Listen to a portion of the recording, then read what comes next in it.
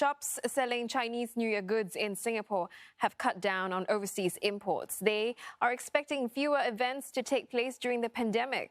And even those more optimistic are struggling with fewer workers because of border closures.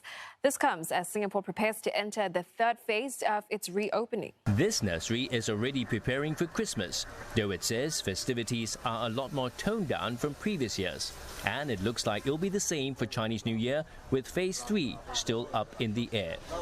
World Farm has pared back its plant's imports by a third, mostly because of fewer large-scale events it supplies. The demand for potted plants have been, there's an increase, and whereas for the project-wise, they have been decreasing quality. So the focus is more on the end user. So we have to bring in more smaller items that actually cater to all the end user. To cut down on costs, World Farm is already propagating some of its own plants locally. Supplies of the other Chinese New Year staples, however, share different sentiments.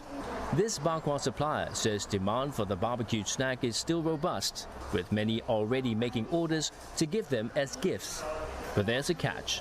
Their orders is actually about the same as last year, so there is still the demand in market, but we could not meet their supply. Because of this COVID-19, we couldn't get our staff in from Malaysia, so there might be a drop in the supply this year. The shop is now looking for local workers, but many have turned down the barbecuing job due to the hot environment. Kim Ju-Guan says this may mean it'll have to turn some clients away this year. Still, some others may not be facing much difficulty planning for next year.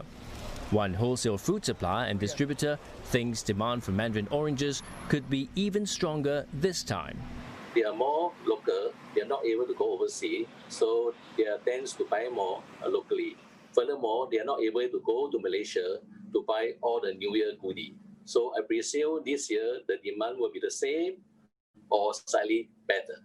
Mr. Tan says he will bring in more stock of mandarin oranges, as he thinks the Chinese custom of exchanging them during house gatherings will still carry on despite the pandemic.